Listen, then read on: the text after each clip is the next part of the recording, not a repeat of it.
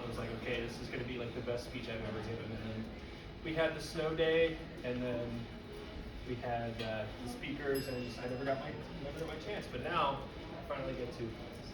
I've been looking forward to this. So today I'm going to be discussing Obi-Wan Kenobi on the highest ground versus Ben Swolo turned sideways. Who would win? So these are our contenders. We've got Obi-Wan Kenobi here on Mount Everest, and we've got Ben Swolo turned sideways here, ready to have a battle to the death. And here's a little bit of background information on our competitors, just so you guys know. If you guys don't know anything about Star Wars or Ben Swolo or any of that, here's some context.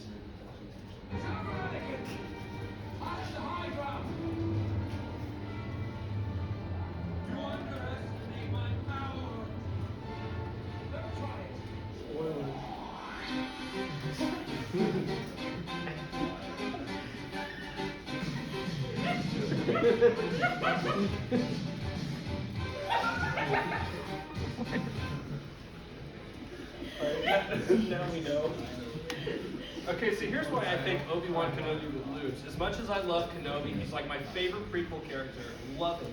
But here's why he would lose in a match against Ben Swolo turned sideways. He is not a master of the high ground, as the memes would have you believe. He is in fact a master of the low ground. So we're going to examine why. Because every fight he wins is from the low ground. So here we have Obi-Wan fighting Darth Maul. We have a 5-degree angle of elevation here. He's got the low ground. He cuts him in half and kills him here. All right, here we have Obi-Wan versus General Grievous. He shoots him at a 45-degree angle of elevation. Again, from the low ground. He's like hanging off of a ledge when he gets him. Low ground again. Now we've got Anakin. We've got like his biggest win ever, like his most complete victory, and he's got the highest angle of elevation. Coincidence? I think not. 55-degree angle here, cuts off 3 of his limbs. It's wild. Another example. So we're all engineers here. I think we can look at this from a mathematical standpoint. So this is Ben Swolo's power equation.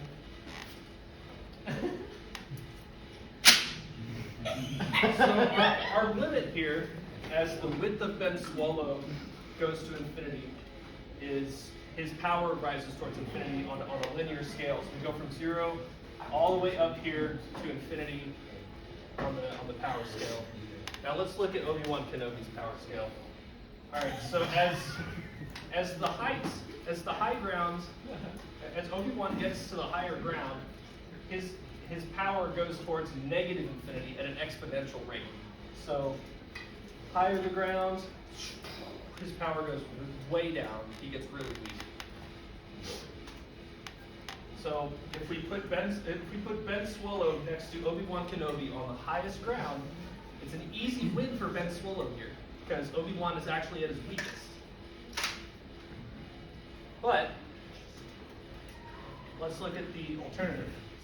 If we take Obi-Wan's ground to as low as it can get, so we get our negative height here, we get an exponential increase in his power, or we could say unlimited power, the lower his ground is. So here's an alternative scenario for us to consider. We go out into the ocean. We have Ben Swolo at the surface of the water, right? Same width of Ben Swolo, but we put Obi-Wan in the Marianas Trench instead of on top of Mount Everest.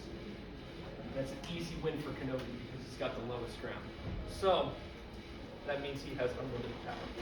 And in conclusion, that is why I think Obi-Wan would lose to Ben Swolo turned sideways. Thank you all for your time. I